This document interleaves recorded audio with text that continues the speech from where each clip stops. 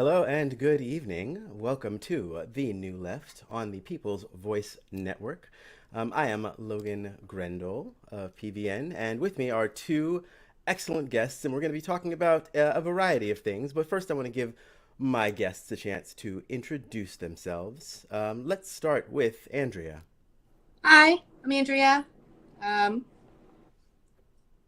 I appreciate the invitation. I'm super excited to talk about these things and, like, as a Civil War specialist, how they tie in together to really create instability in the country and make people afraid that we're going to sort of collapse. So it's interesting how they tie together.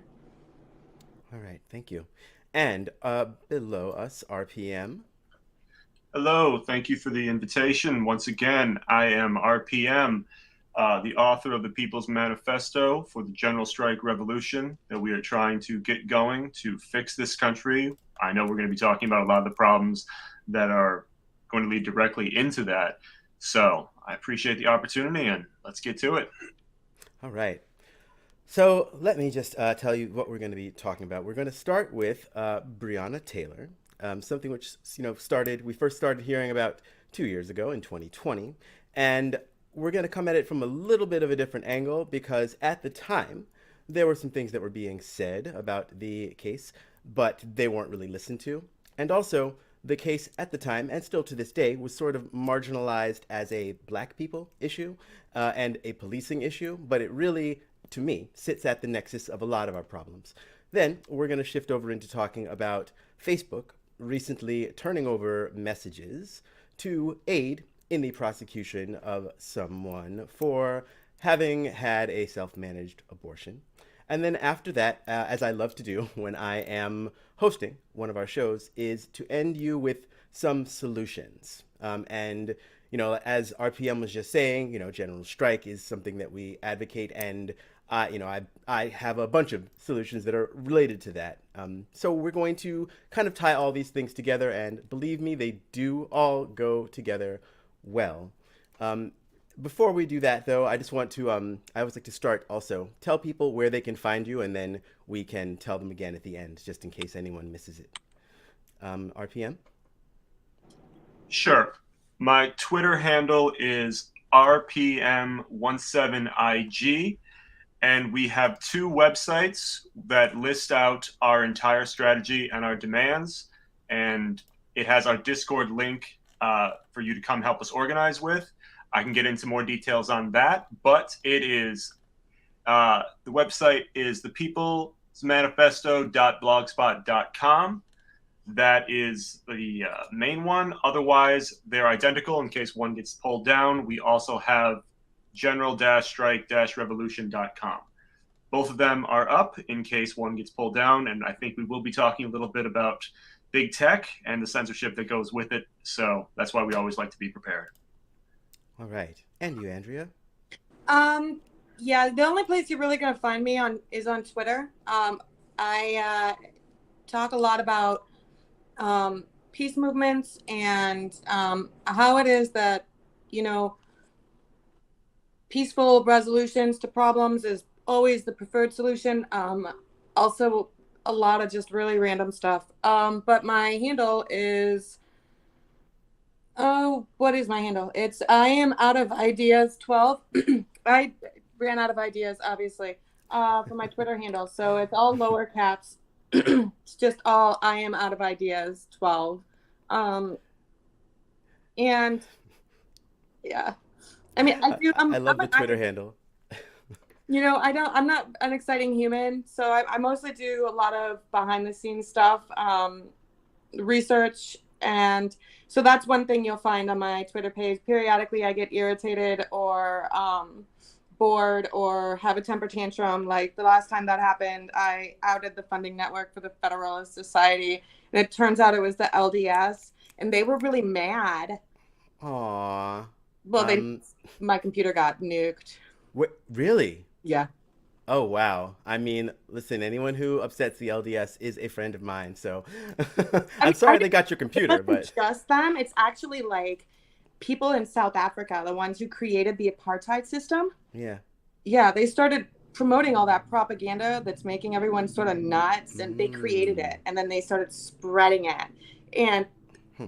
anyway, we can talk it. Yeah. That's the No. kind of stuff you'll find on my Twitter when I'm. Okay. Well, I mean, I just subscribed yesterday or the day before, and I am looking forward to hearing more. But I won't. Yeah. Listen, I'll get sidetracked in a second, so let's launch right into it.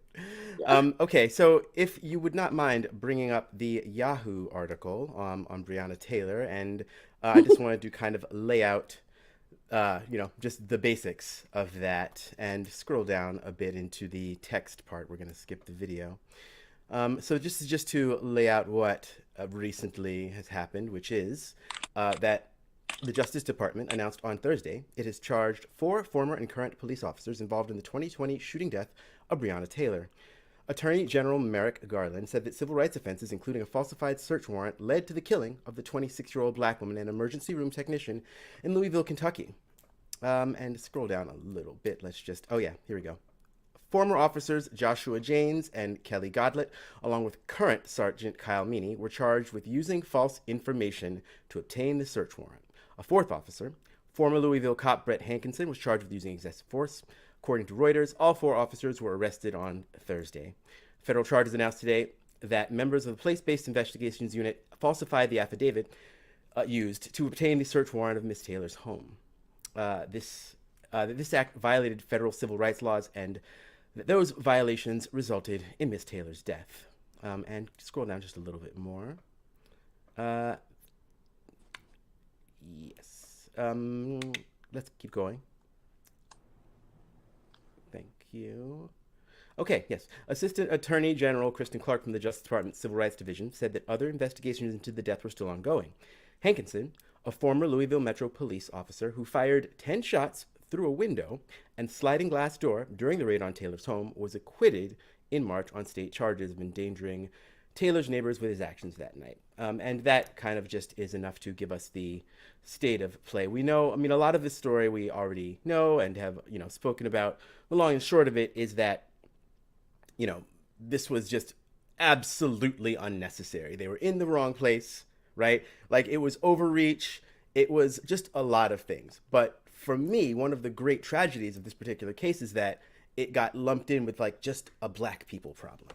And first of all, there's no such thing, because since we are all living under the same laws, anything that can happen to me can happen to you when they're done with me, right? That's the thing that people seem to forget, and that unity always has to start from the bottom, right? You can't let them pick away at people lower than you, right? Always punch up. Anyway, however, another thing that interests me about this is that at the time, there were people warning, essentially, that there was more of a connection between real estate, capitalism, and the police state, right? And racism in terms of all of this, right? So let's also bring up the that Boing Boing article, and keep in mind that a lot of this is alleged, so I will use the word alleged a lot because it hasn't been proven. However, I believe in listening to activists, people on the ground, and this is what they were saying at the time. So this one is actually from 2020. Let's go down just a little bit. Here we go. A new report from the Louisville Courier-Journal, that is a local paper in Louisville, Kentucky, alleges an even more frustrating, bizarre, labyrinthine, and depressingly plausible scenario to explain how everything went so wrong on that fateful evening. The claims, which come from court filings by the lawyers representing Breonna Taylor's family, are not confirmed, nor do they even necessarily constitute legal evidence of any kind that hold up in court. Obviously, the mayor's office in Louisville called them outrageous and without foundation or supporting facts, but they are, however, now a matter of record in the case. And keep going down a little bit.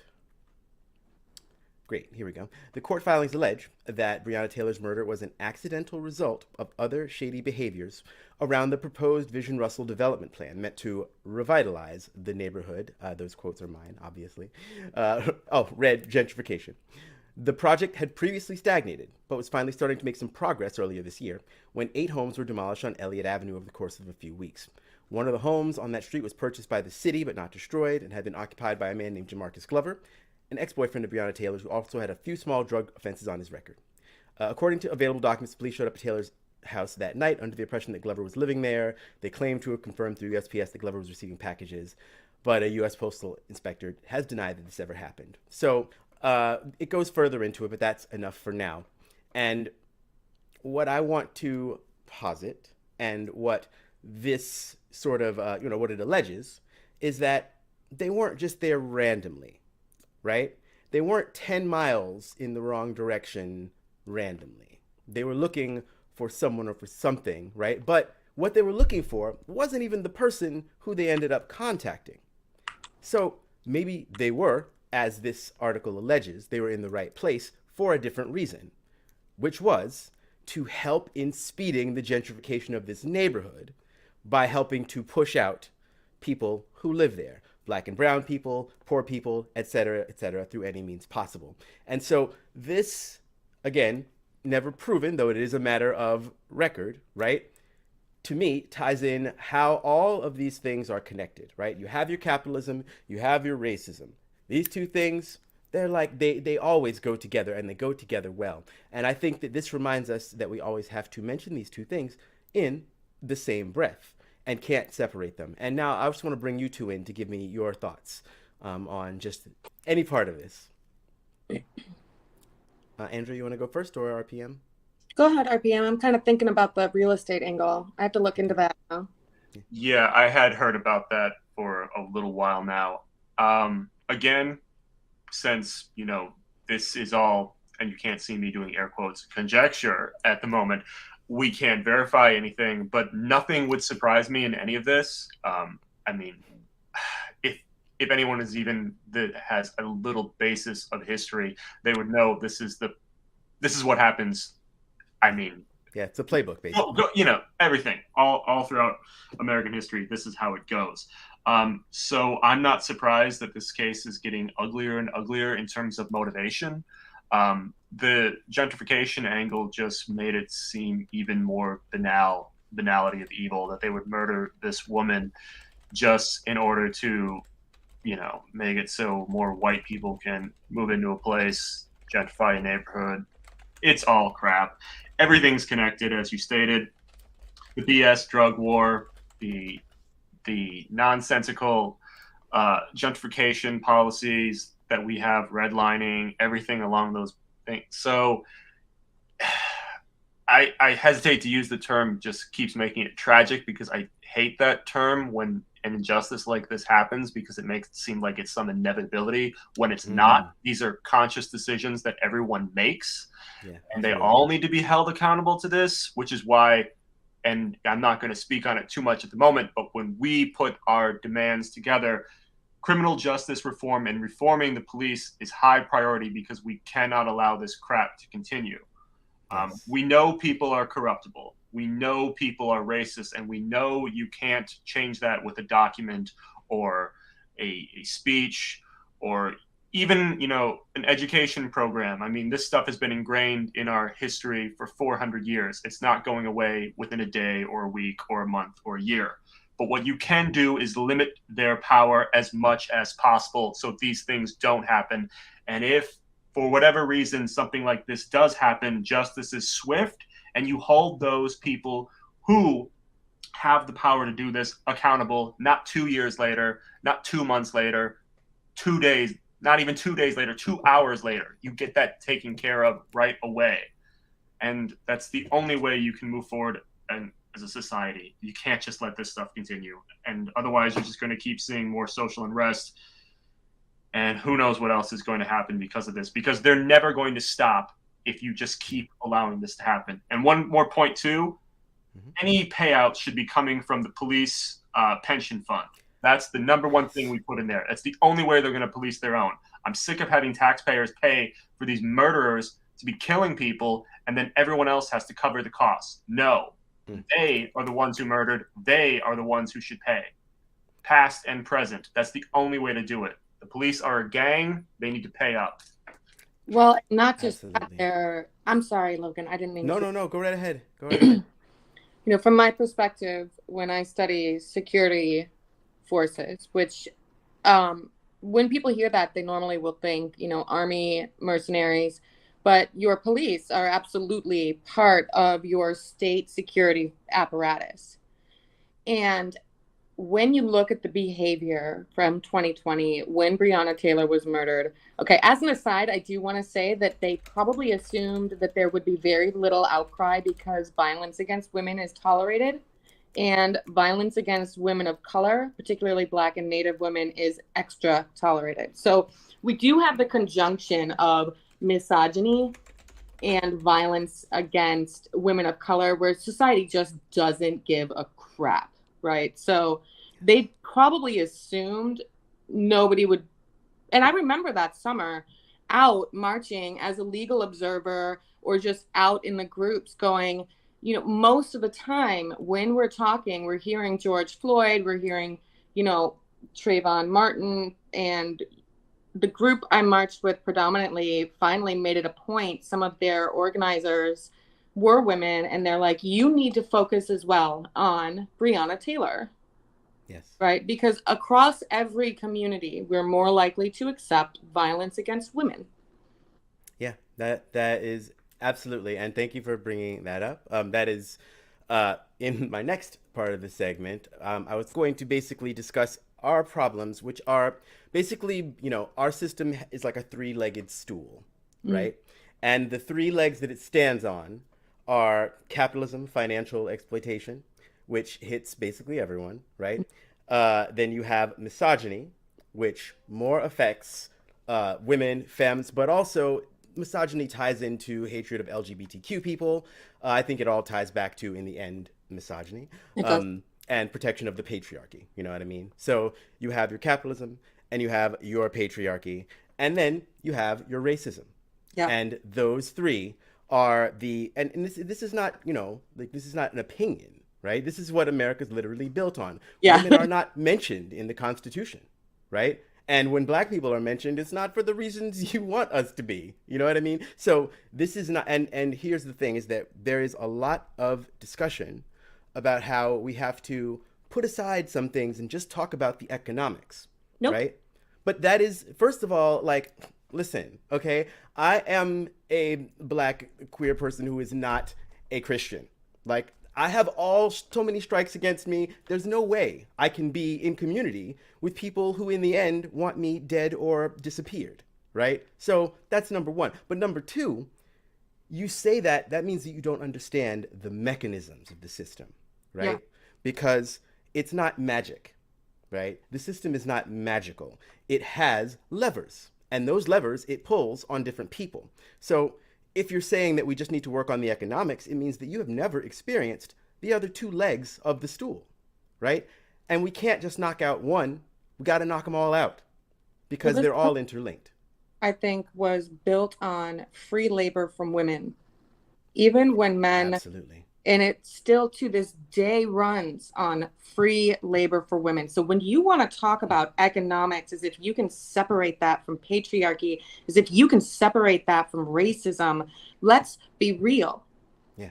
You depend on a woman to work and then clean and then babysit your kids and do all those million other things. Yes. You do. And whether or not we ever discuss it, the economics there, nobody's paying into a retirement fund for that free labor. Yeah. Right? Yeah. Absolutely. Nobody's paying you money for your insurance benefits, but it is free labor that is exploited. So if you want to talk economics, you need to start paying that lady who spends time with you for every load of laundry she does that contains clothing that is hers. Yes. Right? Yes. But let me just circle back real quick. What I was going to say about the security forces in 2020 was we saw the Fraternal Order of Police go all in on disseminating violent, subversive, and agitation propaganda to its members. It deliberately targeted and radicalized and then increased the violent response of police forces in every major city in this country. While that was happening, the who are those constitutional sheriff whack jobs? They were radical.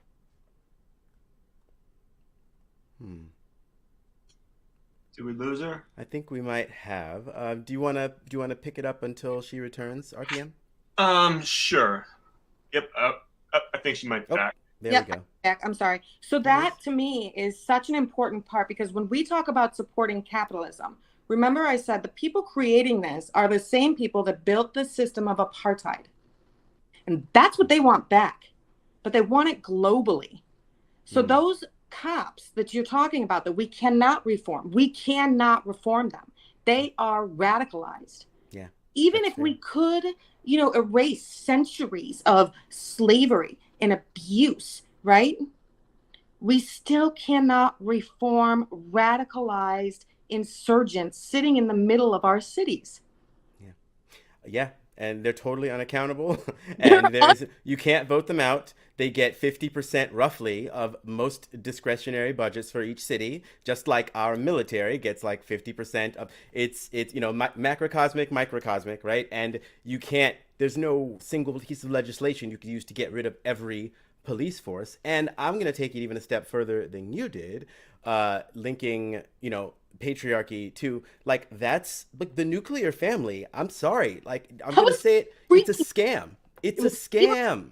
It's the reason they do it is because legally the woman becomes the property of the man. That's why the name change happens. You become part of that lineage. It's that's and look, get mad at a history book, not me. That's just the I'm not truth of mad. the matter. No, certainly not you. Let's let RPN jump in before we start moving to the next area. Yeah, I agree with all that. I mean, when it comes to police, this is why, I mean, not to just keep tying it back to this stuff, but when Please. we talk about solutions, um, like I said, we can't change human nature. We're not going to be able to undo 400 years of ingrained indoctrination of racism. And I mean, you can go back, racism goes farther than back, sexism goes farther than back. I mean, you can go to the beginning of human history, damn near, to go into this. I always say the three big problems facing humankind are race, uh, religion, and region, because those are the three Mm, reasons people hate. If you look mm, different from me, I hate you. And that applies to gender, that applies to everything. But if you look the mm, same, they can't hate you for that. So if it's you leave something different than me, then I hate you and I got to kill you and oppress you. And if yeah. you look the same as me and you believe the same things as me, it all comes down to region. You're over there, I'm here. You're in that country, I'm in this country. You're in that city, I'm in this city. I'm in that block, you're in that block. And that goes back to the gentrification problem right then and there. Mm, With police, you know, what you got to do is not just take away qualified immunity. You need to change the drug laws. You need to end debt prison. You need to get rid of cash bail. You need to end prison slave labor, because that's the backbone of so much of the economy right now, which is why we have the prison industrial complex. mm-hmm. And what you do is you need to take away the weapons of the police. Not just take Yes. away the militarized weapons, take away all the weapons. They don't have them in England. And for everyone who would say, well, wait a minute, it's not the same. We're armed to the teeth in America. I'm like, yeah, that's why you need better police who know how to do conflict resolution Yes. rather than just pull out a weapon. And you know what? I'd point that out too, because tasers kill people as well.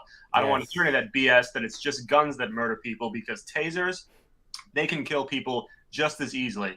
And as for the tear gas, that's a weapon that's banned in war. You know what? Yes. Yo, that Yes. hurts too. That stuff hurts and it lasts for days. Yeah. Yes, Yeah. that's all needs to be taken away. So you can have a system where you don't have this. We do not have to accept that this is the way it is. And like I said, you get civilian control of police, you take away qualified immunity. Any abuse, any wrongful death comes out of the police pension fund, and you can sue officers personally. This is what happens. Not just that they go to prison, you go after them too, not just Yeah. the pension fund. I mean, this is how you change it, because, like we said, this is always going to exist in one form or another. I'd love to tell you there's a utopian society right around the corner where we won't have bigotry, we won't have sexism, but we can't change that. What we can do is we can make damn sure that there are checks in place to put these people on blast anytime anything happens, so none of this becomes the routine that it is today. Well, I. Oh. a thing we really have to do if we want to move towards any of that. The first thing we absolutely need to do is decertify. And now I am hugely pro-union. I am hugely pro-union. We need to decertify Police the unions?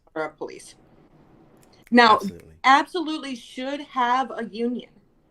Not that one. Yeah. And they need to be prosecuted. They Yep. do. But I mean, not all of them, but certainly the ones in LAPD, NYPD, Pennsylvania, Detroit.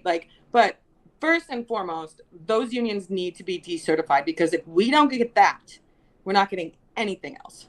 Yeah, that is the power structure, and they're using the money to lobby to protect their own power and increase their own power. Absolutely.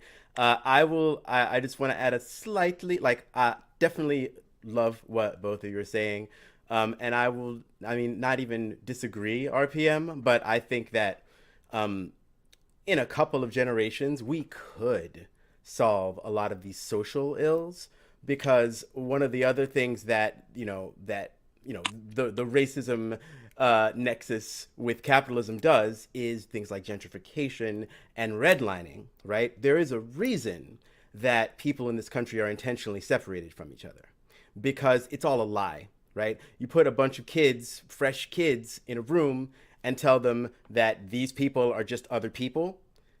That will go a long way towards doing it. And that's why I have a series on TikTok, the Suburbs series. Suburbs are, most people in this country live in suburbs. More than 50% of people in the country live in suburbs. And suburbs are planned communities. You can only access them largely by cars, right? And why is that? Because no public transportation goes there. Who uses public transportation? Poor people. And most of the poor people, black and brown people, right? So you maintain these separations because it is necessary to do that to keep people from seeing each other's humanity, right? So I don't while I do think it's not, it's not there is no utopian society right over the horizon. There is more, I don't believe that human nature is essentially bad. I think actually human nature is essentially we're social animals, right? We want to get along. The problem is that the society as it's set up, it basically benefits those who are cruelest. It benefits those who are most willing to do the most antisocial things, right? Like the police. What they do to people, it goes against every natural instinct that you have. And what also goes against every natural instinct that we have is that when we see police beating the crap out of somebody, what you want to do is you want to jump in there and stop them. But if you do, you're going to get a taste of what they get, right? So that fear helps to tamp down what I think is the true human impulse, which is cooperation, basically love, for lack of a, less fluffy sounding term. But that, that's really what it comes down to. Humans wouldn't have gotten here if we weren't cooperating. And I think that's why everything's breaking down now, is because the people who have done the opposite are the ones who are in charge. You know what I'm saying? I do agree with that. I do. But here's the thing. As much as I agree with all that, I just know there are a lot of SOBs in the world that need to be addressed too, because the fact is, Definitely. I want that utopian, and if that could happen within a generation or two, I'd be super happy. We're not, utopian is a word that's, just a fantasy. There's never going to be a utopian society, but a better society where you get past a lot of those isms and everything like that. I do believe that's possible with education and integration and economic, changing the system and everything like that. I do. Yeah. But I do have to contend with the reality. And the reality is those psychopathic cops, those psychopathic politicians, those psychopathic CEOs, mass polluters, they're all in power right now. Yes. They need to be addressed. And the problem is there are a lot of people that just, I'm not accusing you or this or anything like that, but there's so many people that just don't comprehend what evil is, which is why they make so much excuses for it. Which is it's just so out of their purview because it's something that's not even in their mind. The way I like to phrase it is, if you give, let's say, a horrible person a gun, they will do unspeakable things to other human beings because they have zero accountability and they have the power. You can give another person a gun, they wouldn't even conceive of doing horrible things like that because it's not in their nature. And those people are my majority. No. The people that are good, that won't do the horrible things. And I'm not saying it's a big majority because I mean, if I don't want to depress anyone, but I've actually crunched the numbers of how many terrible people there are in the world. But the fact is, uh, unless you start again putting things in place, those people will keep just at it. You know, psychopaths gravitate to Yeah. power, and you have to limit that as much as possible. It's not that if you limit their power, they're not going to be psychopaths in the world anymore that aren't still going to try to get it. You just have to put the maximum checks on it so they can't exercise that power and use it. It's like Malcolm X said, you know, if a white man wants to lynch me, that's his problem. If a white man has the power to lynch me, that's my problem. It Yeah. is a question of power. And no, I mean, I'm not like I don't think we're disagreeing No, at no. all. You know, it's just, it is definitely we are in a bad situation and the wrong people are in charge, and that has to be dealt with. That power has to be curtailed and taken away from them, and people need to contend with evil. You Right. know, people need to like, and it doesn't exist in that like Christianic way that where it comes from like the devil. No, no, no, no, no, no. Evil is a series of choices Right. that I people can make. tell you how we should handle this. Like I can tell you how to Please, no, fix this. let's hear it. Like you're both so stressed and frustrated, and so one thing I can say is, because when I say I'm a Civil War specialist, hang on one second, I'm sorry. Um, what that actually means is that I'm a peace specialist. So I'm a peace specialist. And the first step, the absolute first step, Logan, is to stop apologizing for saying you think humanity's basic nature is foundationed in love. Stop apologizing for talking about love. Because here's the Mm, reality. America, anywhere settled by Europe, anywhere with European descended governments, okay? We are violent. We do not teach peace. We can't even talk about bravery without discussing violence. We can't talk about love without discussing violence. When you're talking about how you're going to show someone you love them, you never say, I'm going to spend 40 years going grocery shopping, making lunches, helping you with your shit, being sorry about that, being supportive. You say, I would kill someone for you. You say, I would die for you. You mm, frame love as violence. We all do, mm. because that is the culture we are steeped in. If we want change, if we don't want to live in a violent, exploitative society, the first thing we need to do is stop acting like loving things is something to be ashamed of, that violence is the only possible solution to our problems. Mm. I can say That's good. wholeheartedly, I love every person and bug like this fucking fly that's making me crazy, and tiny little like creatures in the soil and dragonflies and mountains wholeheartedly. This entire world is mine. I love it. I love everything on it. I would like work for the rest of my life for equality for every single human on the face of this planet because I love them. Yeah.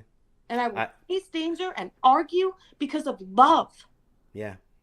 I I agree. I mean, I have said almost exactly what you're saying in previous shows, and I love it, and I could not possibly agree more. Yeah. The only thing that you can use to build Yeah.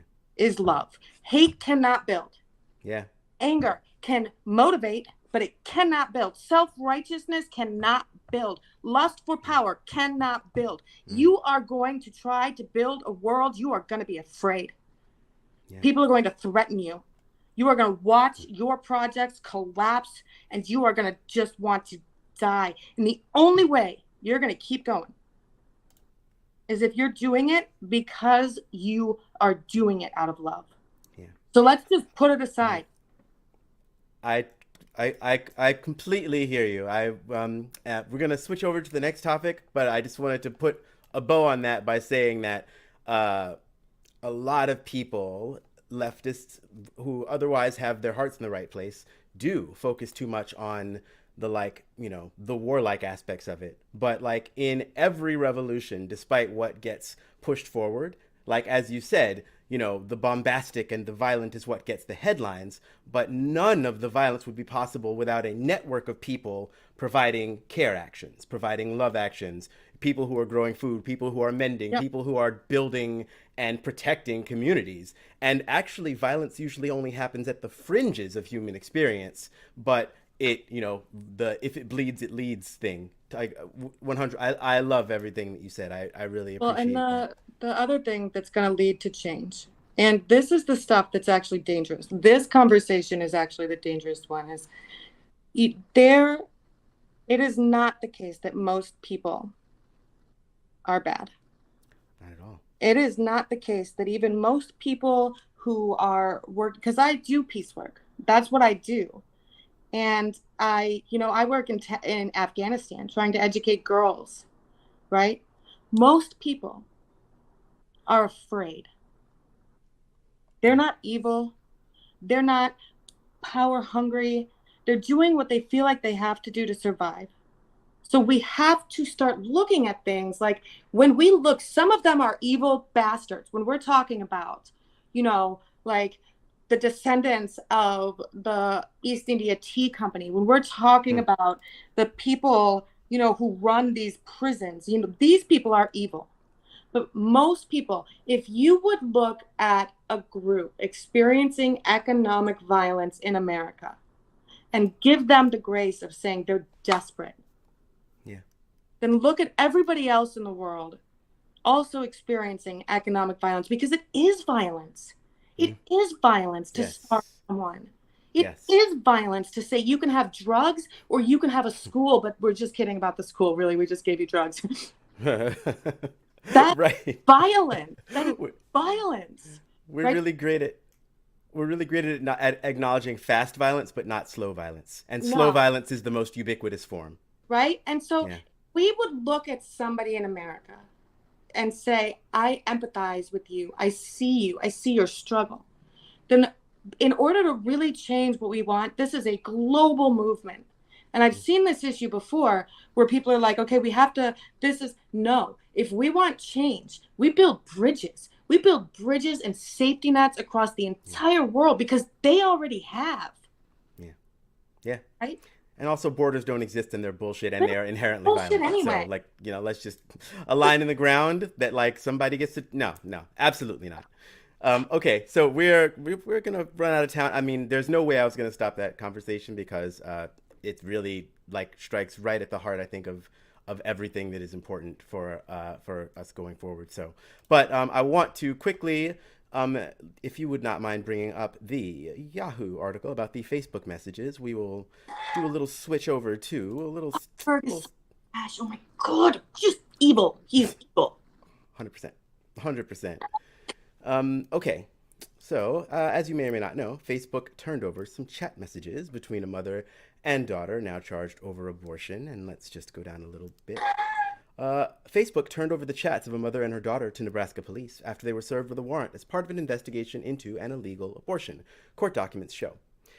The investigation, which was launched in April before the Supreme Court overturned Roe v. Wade, is one of the few known instances of Facebook turning over information to help law enforcement officials pursue an abortion case. But it is also an example of a scenario that abortion rights experts have warned will be more common as all abortions become illegal in many states. So, to be clear, we are not alleging that this particular case is like different because everything that's happening had a precedent that didn't require Roe v. Wade being overturned.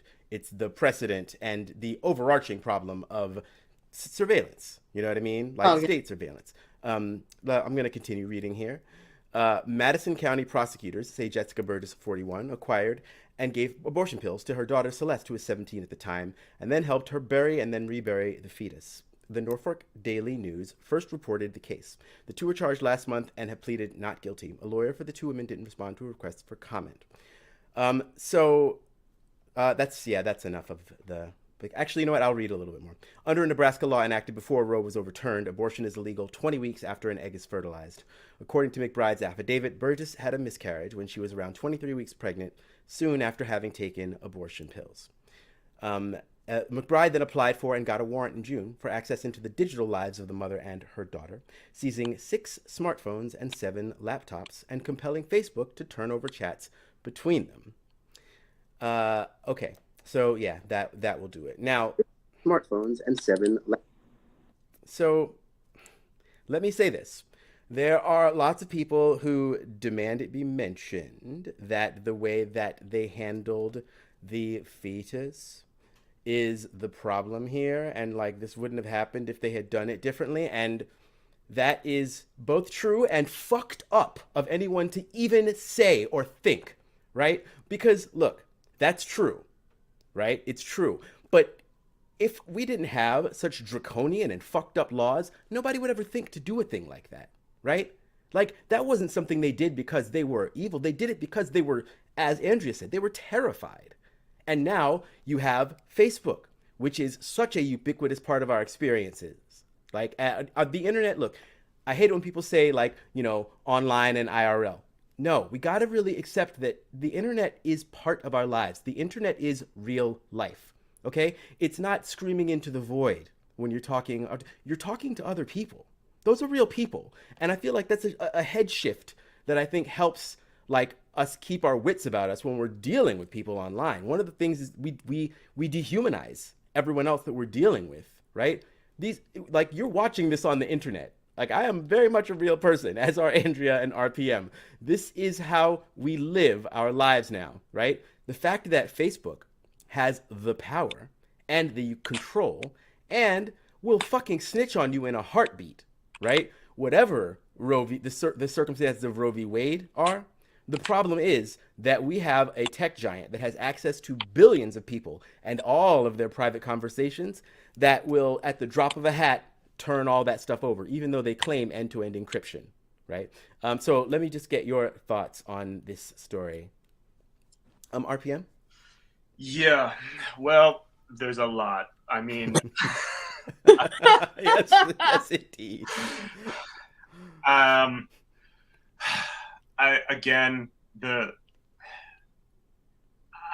The state has no business interfering with what a child does with their own body.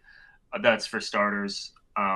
As you said, if we didn't have all these BS draconian laws that are designed to punish and control women, she wouldn't be in this horrible mess to begin with.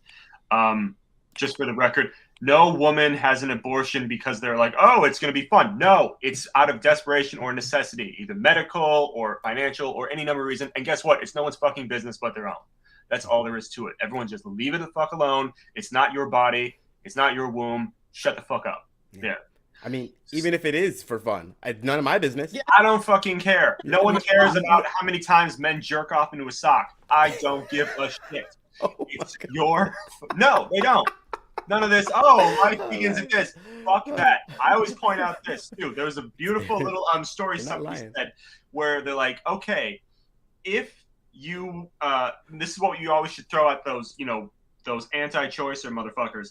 If you were in a room that had like 20 fertilized eggs in petri dishes, which they say is life, or you had, and it was a fire raging in that room, and in the other section of the hallway was an actual living baby crying and screaming. Which one would you save? 20 of those little fucking zygotes or the baby? Everyone would save the baby because they know that's life. Unless it comes out of your womb and it's screaming and it's sucking on a tit for milk, it's not alive. That's all there is to it. I don't want to hear any of that bullshit, especially from people who don't have to give birth. So, yeah. Can I say that, like, y'all's just across the board support on these positions, on the economic positions for women, it especially after Roe was overturned, and there was question for a lot of women in our mind if men were going to stand with us this time. That question was there, and the way that you guys have just come out swinging on this, like, not all men, right? I love to just be able to say not all men because it's hilarious. But I am a non-binary person, but for the purposes of conversation, I understand. But because he was the one discussing it, but totally. No offense taken. The support from specifically cis men. I had I was like this. I was like, please do not leave us alone to deal with it this time. Just please, like stand with us this time.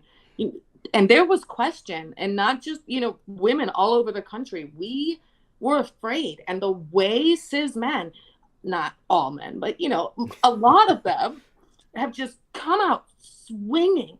And you can see the in-depth conversations happening across communities, just so every demographic, so much diversity, and the way it ties in to like non-binary or the transgender people who are going to be hurt, and it's just all of it, and you see it sinking into the heads of people who. We lost her again. We have lost her again. It's okay. Do you? Oh, she's back. Hold on. Yep, there we go. Unmute the mic. Oh, you're muted. Nope. You might not put that in the chat. She doesn't know. Here, let's try this. Oh, your mic is not connected. Can you hear us? Okay. We have some technical difficulties. RPM, you want to pick it up, and I will. Sure. Yeah. Hear me? Anyway, that was all. That was my aside to where I wanted to say the support in the LGBTQ community, even if it's not, even if you would never have a baby, or you don't, have a uterus, or you don't need hormones, and from cis men just across so many demographics, just so many times we had to stand alone. To know that you are standing with us, it really matters. I love that. That the only answer to all of our problems is solidarity. It is about like picking up.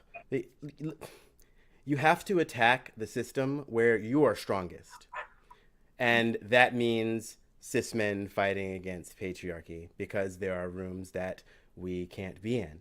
There are rooms that Andrea and I are not comfortable in that RPM could be in, right? There are places where Andrea, as a white woman, could be in, where it's all, we have to basically be in for each other when we are not present, and that's why it's like none of us are separate. No. And that is like why I fight very hard against, and I know this is some people don't like this idea, but like you can't make coalition with people who are willing to discard the humanity of other people. Never. Because that means that they're going to get what they need using you and then discard you. Yep. And that's not conjecture or opinion. That's historical. That's what always happens. They get the gains they need, and then poof, everyone else's concerns are thrown away. We have sort of gotten off the path. Before we completely go into the solutions era, which we're going to do shortly, I just wanted to make sure we kind of everyone gets a chance to speak on the particular problem of Facebook's connection to and capitulation to our government. Right. Well, this is the problem with Facebook. This is the problem with Google. This is the problem with all those tech companies where you have no right to privacy. Hell, not to tie it back to that SOB, but this was the problem with Muskie too, when he was trying to buy Twitter, and he got access to everyone's personal information that was part of the deal, and he didn't actually have to give any of that back up. That included messages too, not just what your metadata was for putting on. That was DMs. So I'm telling you this. Wow. When you mention like online and non-online, what you put out there, it's never private. No. We've lost all rights. It used to be illegal. You couldn't open somebody's mail that you were sending correspondence to. But right now, the government can look at everything you send electronically to one another. And if the government isn't doing it, corporations are doing it, reading what you're saying and selling that data to like 50 different advertisers at any given time, or the police, or whoever. So you have no protections right now. It's messed up beyond belief. Needs to be changed. We can address that stuff now. The only thing I will say is that there was a period tracker app or a couple that people were like get rid of those right away. And so for anyone who doesn't know about that, delete those right away. And if you are having any, if you're doing anything, here's the PSA. Don't put any of this stuff out online. I mean, we can talk about what it should be, but the fact is, and not only this, not only don't communicate online about any of this stuff because we live in this messed up country, make sure your phone is turned completely off when you're having that because they are listening in on you. That's not some wacky conspiracy theory. That's 100%. So put the phone in a different room, and that includes your Apple Watch or whatever, and that includes that horrible, what's that little listening device everyone has? Alexa? Yeah. It's goofy. Why do people have that? I don't know. What are you doing? Why would you put the CIA in your damn house? I don't get it. And to not freak people out more, but you should be freaked out. Those smart TVs, those listen in too. So basically, what I want everyone to do, if you're planning anything to protect your reproductive health, is go in your cellar, go in your basement, go in your attic, go in your bathroom, and turn on the fan, whatever it is. But this is what you have to do because somebody's always listening. The era of Big Brother has been here for decades, and people need to wake up to that fact that this, I mean, we're going to talk about hopefully revolution is the only way to actually fix this. But the fact of the matter is this is the world we live in today. Someone's always listening, and at any given time, they will use those means in order to force their horrible agenda on you. And that's just my advice for everyone right now. Don't put anything online because someone's listening, someone's watching. To protect yourself, you just have to acknowledge that fact up front. The truth is you shouldn't be telling anybody. If you live in one of those states, you don't tell the dad or whoever it is who impregnated you. You don't tell your mom. You don't tell your sister. You don't tell your best friend. You don't tell anyone. You get in your car. You pretend you had your normal period. Girls, I am the last person this lifetime to advocate for lying because I really don't like it. Certainly not lying to your boyfriend or whoever your reproductive partner is. But you are in danger, real danger. You fucking lie. You had your period. That's right. You couldn't buck this week because you had your period, or maybe you're just not in the mood when you normally would buck this week. Doesn't matter. Yeah. You don't tell anybody. You leave your phone at home and you haul ass out of state. Yeah. I'm sorry you have to go alone. It's real. I'm sorry. Like, that's fucking horrible. I'm sorry you have to go alone. I'm sorry you have to be alone. But if you don't want to go to jail, there's nothing else you can do. Yeah, that's where we are. That is where we are. And I will just wrap that up by saying you got to communicate with people. Use Signal. Yeah, absolutely. Use Signal. Use VPN. Just today, literally today, right now. If you're not using Signal, download it. Figure it out. No more excuses. Get rid of Facebook Messenger. Here's the thing. There's lots of people who throw their hands up and say, well, there's nothing we can do. They got us. No. What we have to learn to do is that fighting back, that resisting is an everyday, all the time thing, right? You want to make it difficult for them. Don't make it easy, right? Even if you know there's a million ways they can get you, fight. Do everything you can. Make it so that they have to. Yeah. A lot of those are actually run by state intelligence agencies. So you want Proton. You need a Proton. Yes. Okay. So, love it. And one other thing, too, about Signal, if you're using it, even though they might not be able to, quote unquote, see your messages, they'll be able to see your phone number. So what you can do is use Google Voice, which will give you a different phone number. Use that and use that for Signal and yada, yada, yada. It's sucky that we have to do all of these things, but I mean, this is a police state. Don't sugarcoat it. This is it's true. I love it. This is the thing. Like we watched all these movies as kids about fighting back against the system. What was all that for? That like fantasy and all this media. It was not like these are allegorical messages, right? And these are things that we're supposed to take to heart. And we shouldn't be like afraid of the fact that we need to be fighting back against what is the largest and most evil empire that has ever existed in human history. Don't at me, right? We have to fight back. We have to in every way we can. Sorry? That's what I discovered when I tracked back the Federalist shit, right? All right? These are the same people. America is still a colony. Canada, still a colony. I am not kidding. I was like, are you for real right now? We're talking about royals. Are these motherfuckers still? It's about water. They know damn well climate change is real. And I Right. think based on their actions, they expect not only a mass population drop, but access to fresh water has hit a premium. Because these people have been around for 2,000 years, these families. What's 50 years, right? They're planning. They're always planning. So this is where I'm at. I'm like, they never left. Right. They never left.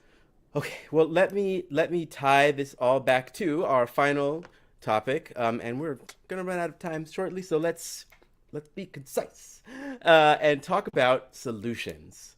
As you all know, or as many of you know who follow me elsewhere, I am a strong advocate of what I call the Infinity Garden. I picked these all literally today. I live in New York City. It is a backyard garden. I grow in containers. I do not grow in the ground. I do not have a big piece of property. I just grow them in containers. A lot of things are repurposed. They are, I found them on the street. And I got some good soil. I put the soil in there and, just a little sun, some water, and some fertilizer. And I picked all that literally today, right? That's just from today. So can you do that all year? I cannot do it all year. I'm now moving to do things indoors. I'm working out a way to keep growing throughout the winter season, and I'm gonna do like potatoes, and I'm gonna do winter crops. But I'm still working on that. But basically, once summer begins, like starting, probably July, mid-July, I don't buy any produce. I try and eat unless I'm just gonna I want sushi today or I want whatever today. I'll get that, but I don't buy vegetables. I don't buy vegetables all summer anymore. And I've been doing that for the past 4 years because for me, one of the first things we need to do is take control of what we eat. Yeah. Because absolutely. that is one of the primary tools of control. It's one of the ways that they keep us sick and, all of that sort of thing. And here's the thing, I don't like the saying, never let the perfect be the enemy of the good, because sometimes people use that saying to mean don't do anything. But even if you have one little herb in your window, right? That is more than you had, and it's all about changing your mind. It's all about decolonizing your mind from feeling like we're not supposed to be supporting each other and connected to the earth and connected to our food, right? The revolution that we need first starts in your mind. And that I'm tying that back to what I just said about fighting every day, right? Because every time you say no to this system, that's a win. And it's a habit. Fighting back is a habit. Capitulating is a habit, right? And every time you say, you know what, I'm going to not do this thing today because this does not serve the goals. This is not advancing the people, right? I'm not going to do that, right? Every time you say, you know what, hey, I got to drive somewhere. Let me call my neighbor. See if they got to go somewhere. We'll save some gas. We'll build some community. That is what we're talking about. We're not talking about violence, right? We're not talking about everybody getting a gun and going and storming every state house in the country, right? We're talking about taking the power back to the people. And revolution, man. Exactly. And I want to bring in actually RPM to talk more about your ideas about Right. We advocate for nonviolent stay-at-home general strike revolution. So there's 3 prongs to that. Now, it's don't work, don't shop, don't consume media. And I'm going to really try to keep it precise for you so we don't go over time. So the don't work is obviously you don't contribute to the economy. That's how it goes. You don't shop. That's another way you don't just keep the economy going. And they don't consume media because you're going to be hearing nonstop propaganda during the strike. Those are the 3 methods the state is going to use. They're going to use the intimidation. That's why you have a stay-at-home strike, because if you're out on the street, that's where the police force, that's where the army is going to come to crack skulls, shoot people, pepper spray, all that stuff. If you're in home, there's no army or police force in the world large enough to break in everyone's home and force them to work and force them to consume. So the next method they're going to use is the propaganda model, which is going to be nonstop, telling you that this is destroying the economy, this is costing people their lives, blah, blah, blah, blah, blah, blah, blah. If you stay home too, you're not going to have outside agitators, which is feds, breaking shit, blaming it on protesters, turning people against you, so on and so forth. What we have in our demands is the biggest, broadest demand list possible, which we're going to make as new constitutional amendments. We do this for strategy. You need the largest demands possible to get the most people on board. And what we're doing is we are folding in all of these things that people have been fighting for 100, 200, 300 years in this country. We're talking about civil rights. We're talking about women's rights. We're talking about economic rights. We're talking about healthcare rights. We're talking about environmental rights. We're talking about ending political corruption, ending war. This is all folded in there. And this could be a model that could be replicated worldwide. We're not imperialists, so we're not telling other countries how to live. We're just saying this is the strategy that everyone can have their own nonviolent stay-at-home revolution. Obviously, their demands are going to be different. Why we do it here first is because, as we mentioned, America is the empire of the world. And every time any country goes just a tiny bit left, America comes and does a coup or does economic sanctions or just basically blows them up. I'm very encouraged by what Chile has done recently. I love their new constitution. I loved how it came together. I'm very concerned, though, because we're still the warmongering imperialist nation that we are. So we have to get it together, and we have to get it together for the planet. Because if we don't do something now, and I mean this is like code red, we have like 6 months to do something about the climate. If we don't do something quick, we're not going to have a future in 50 years, 100 years. And those water that Andrew just mentioned, that's what all the wars are going to be fought over. All resource wars are going to be not just land wars, they're going to be water wars. And since we and Canada live in the countries with the most fresh water, that's all going to be coming at our door. So if anyone... The water wars have already started. They've already started, but they're going to ramp up once. You can't have 1 million people in, quote unquote, the global south who have this mass droughts and they can't support themselves. There's no farming. There's no agriculture. They're not just going to stay put. So for everyone who thinks that it's not going to affect them, that's crap. Germany just saw that this summer when they were getting floods in their cities that they never had happened before in their entire history. They didn't think it was ever going to affect them. Climate change affects everyone. So we have to start, and we want this to be an international. If other countries can do it before us, cool, we have more to point to, but we have to get our shit together now. So please go to the websites, join us. We are organizing with a bunch of different people right now. We are trying to get this as broad as possible, and we will announce the date when we have the numbers that are necessary to win. I know everyone keeps asking us, what's the day? What's the day? What's the day? We're not going to pick a day in the future that we are going to have a target until we think we have a chance to win, because we're not interested in performative actions. We're only interested in winning. Hell yeah. I love every part of that. And if you would not mind putting in the chat the links, that would be great. Sure. Andrea, please give us a little insight into what you think the way forward is for us. How do we get to the better world we need and deserve? I think first off, we do need to focus on the and deserve. A lot of people don't really, especially again in the European descended governance places, don't think they do deserve to not work 3 jobs, a chair if they're working. They don't think they deserve a non-violent society. So we do need to talk about that. And when we talk about that, we need to differentiate between entitlement, which is the assumption that you deserve things that is more than other people deserve, and, feeling like you deserve to not starve to death or have to work 3 jobs, which isn't entitlement, that's exhaustion. Yeah. The other thing is, I think in order to get to the point of a general strike, first we have to provide food security independently of government resources, because a strike means everybody stays home, nobody works, okay, but all of us buy our food at Kroger or Meijer or what grocery stores do they have in New York? I don't know what grocery stores, right? We go to the grocery store.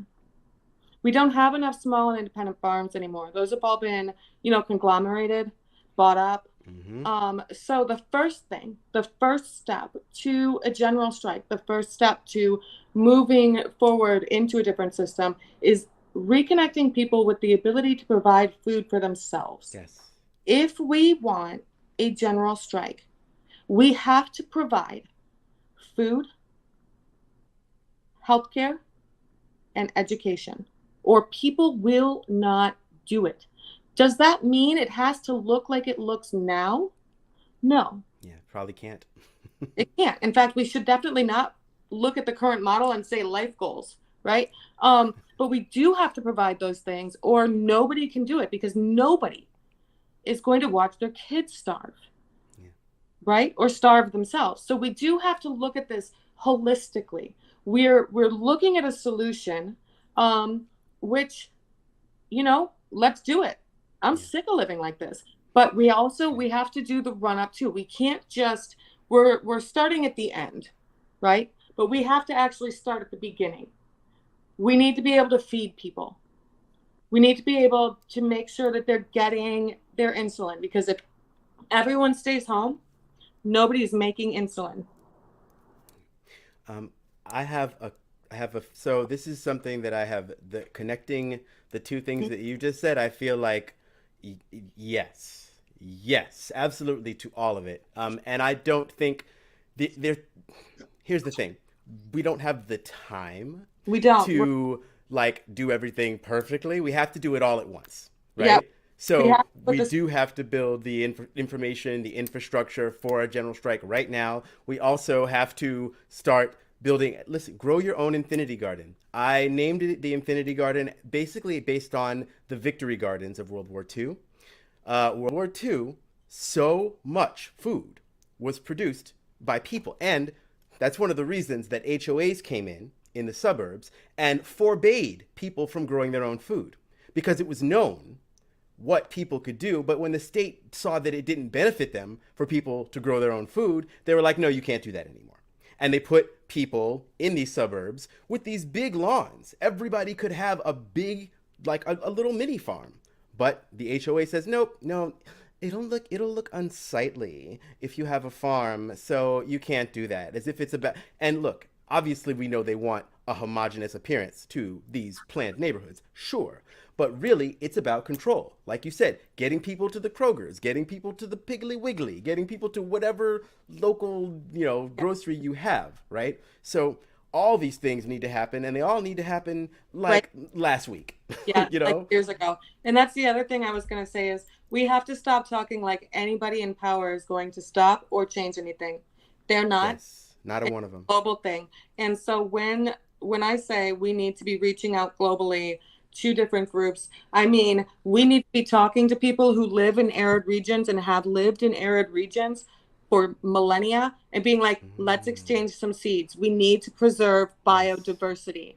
All right. yes, What do you have to help control things like blood sugar, pregnancy, malnutrition in children? Do you have herbs that help promote healing? I've got, chamomile and I've got echinacea. What do you have? yeah, Trade seeds. They talk about, we've got all the seeds in the Arctic. Okay, that shit's going to sink or someone's going to steal it. We need to be working like, okay, like Michigan and Ohio are going to be rainforests in 50 years. Great. We should be definitely working lucky. with experts in Brazil right now, Yes, right? Like to me, I think that the best thing we can do is stop thinking for even a second there is anybody coming to save you. Nobody is gonna change. that's real. It's too fucking late if they decide they want to. So now it is time to stop looking at each other across borders, to stop looking at each other across, however you want to look at it, religion, ethnicity, which isn't even a thing and nobody can define, Yeah, right? Language barriers, whatever. I've got Google Translate. It's going to be a shitty job, but we'll get there, you know? Like, talk to the people around the world. Be like, yo, I have experts. I live in Michigan. We do short growing season, a lot of water. We can grow this, and this. Who's getting that in the next 50 years? Yeah. All right. Look, I'll tell you what. You trade me some of your seeds. I'll trade you some of my seeds. We're going to work together. We're going to preserve biodiversity. We are going to provide food security. We are going to build up community health, based health networks, and we're going to work together. And I think a general strike is going to help that happen because we have to form communities. Absolutely. That's what I would say. And like, go in there with humility. Go in and be humble. You don't know anything about, you are asking them for the most valuable resource on earth, and that is knowledge. So go in and be humble. Be like, yo, I want you to live. I want your kids to live. Your life matters to me. Take my seeds, take my knowledge, and find those people. Love it. There's billions of us. Right. And I want to just clarify, too, that we do have a mutual aid list that we have on our site, and it's expanding. And we're also working on, with people in our group and with other groups that we're in contact with, a self-replicating, decentralized Victory Garden type scenario that people can use. Hopefully with seed share and everything else too. We understand that there, are, with something like this, that's this large, there's no centralized hub that can manage all of it. It's all going to have to be a personalized choice. But the other thing I want to point out too, because you mentioned healthcare and insulin and everything like that, and I have family that has, health things that they can't go without medication and stuff like that. This is the other big important factor when I say we won't strike until we have the numbers to win. Right. We have the numbers to win, and I'm talking a massive one where we have the mandate, which is 20%. And I know for a lot of people that seems astronomically high, and it is, but it's done with design, it's done with purpose. If you have 20% of workers striking, that's another 20% at least who also can't work, because they're dependent on other 20 people. The government can't sustain that much of the workforce not working. We are talking not only about billions of dollars being lost, we are talking about trillions of dollars being lost. If you have a strike like that goes a week, 2 weeks, they will fold because there will be maximum pressure both inside the United States and globally. We control a fifth of the global economy. You will have maximum pressure from all across the board, every country, in order to get them to resolve this. Do they want to do it? No, we are forcing them to do it. Yes. And the other thing to point out is that the strike, and this is the hardest thing for people to grasp, but that is going to be the easiest part. Yeah. Amendments, that's going to be the easiest part. Getting all of these things, the easiest part. The hardest thing is the vigilance. Because even if you make things amendments, even if you make things, it's shrined in stone, people will still find a way to try to undo it. So you have to do it. Those right-wing pieces of shit that just got rid of abortion, they were patient for 50 years. Yeah. It's not like they're going to go away.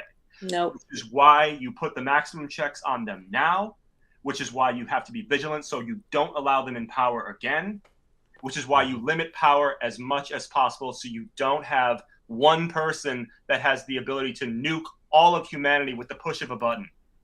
You have to change the entire system right now if we want to survive as a species and if we want people in those other parts of the world to survive too. Well, and don't let them lock down the water sources, okay? Like that is so critical. And I know I have to get off too, and we're out of time, but we have to protect our water sources. In the native tribes, especially like around the Great Lakes, along the Mississippi, the First Nations people who have been fighting, like the Enbridge companies trying to protect the water, have been on this for 50 years. We should have listened 50 years ago, right? Mm-hmm. But we absolutely must not allow someone to lock down and control the Great Lakes, the Mississippi, so all right, well, so let me but I just want to love this conversation, and yes, this is an inflection point, right? And there's been lots of times in history when people were like, well, we really got to do something, but like no, you can see it, right? If you just look out your window, like look how different things are from when you were a kid, and no matter how old you are, that's true, and they're changing faster. Mm-hmm. Right? So we don't have any time to not act. But okay, in closing, let me just give you each another chance to say who you are and where people can find you. And thank you for being on and for being a part of this discussion. I really enjoyed it. Andrew, do you want to go first? No, go ahead. I think All right. All right. Well, once again, my Twitter handle is RPM17IG. The websites are identical. It's the peoplesmanifesto.blogspot.com or general-strike-revolution.com. They have all of the demands, the entire strategy, as well as Discord link, that mutual aid hub list that we have that's expanding. We have about 3 different language translations in there too. So we have French, we have German, and we have Spanish. We're working on trying to get Chinese, Hmong, Arabic, and a few others. So if anybody knows anyone who's willing to do translations for us, please send them our way, because we are trying to make this international, and we are trying to appeal to people that have English as a second language in the United States. So they're included as well. All right, thank you. And Andrea. Okay, like I said, you're really only going to find me on Twitter. I don't have a website. Nobody wants to read my academic research. It's terrible, so boring. So the best look at is it's at I am out of ideas 12, and it's all lowercase. Okay, great. Thank you again. I'm sorry. I just had Please. one other handle I forgot to mention. We also have our small little TikTok at the moment too. And I just thought of putting that out there as well. It's just at GSR the number 4 all. So GSR for all. And we have some of our people making videos just saying why they will strike and things like that. And we encourage people to send stuff our way to try to build it up. Awesome. I will follow you on TikTok. That's one of my biggest platforms. And you can find me so I have right below, right over here. That will be the link tree where you can find everything.